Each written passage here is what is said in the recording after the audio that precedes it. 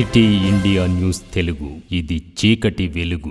మన మహబూబ్ నగర్ పట్టణానికి చాలా చరిత్ర ఉంది. 1952లోనే మహబూబ్ నగర్ మున్సిపాలిటీగా ఆవిర్భవించడం జరిగింది.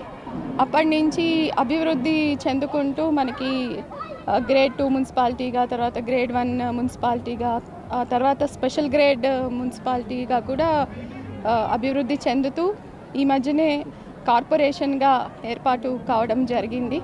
సో ఒక పట్టణం నుంచి నగరానికి మన మహబూబ్ నగర్ అభివృద్ధిని సెలబ్రేట్ చేసుకుందామని చెప్పి అనుకోవడం జరిగింది.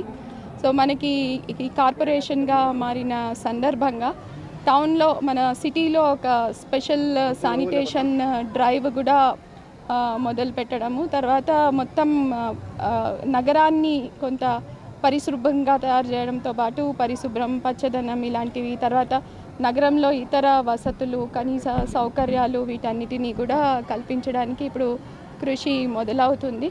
దాంతోపాటుగా ఈరోజు మనకి కొన్ని స్వచ్ఛ ఆటోలు కానీ, తర్వాత ట్యాంకర్లు కానీ, జేసీబీలు కానీ, ఈ విధంగా మనకి చాలా వాహనాలు కూడా నగరానికి రావడం జరిగింది.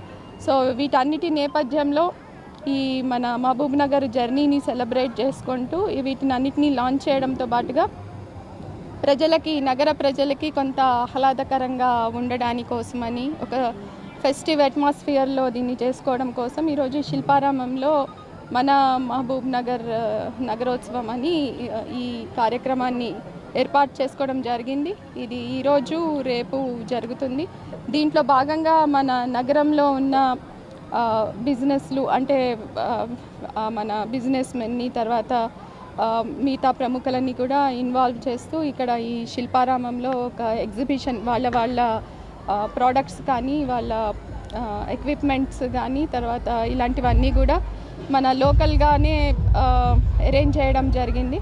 అదేవిధంగా పిల్లల కోసం కొన్ని యాక్టివిటీస్ కూడా ఇక్కడ ఏర్పాటు చేయడం జరిగింది. తర్వాత సాయంత్రం నుంచి మనకి కల్చరల్ కార్యక్రమాలు, అంటే నృత్యాలు, మ్యూజిక్, తర్వాత ఈవినింగ్ మూవీ నైట్ అని చెప్పి ఇవి ముఖ్యంగా ప్రజలకి కొంత ఒక ఆట విడుపులాగా ఉంటుంది అని చెప్పి ఏర్పాటు చేయడం జరిగింది.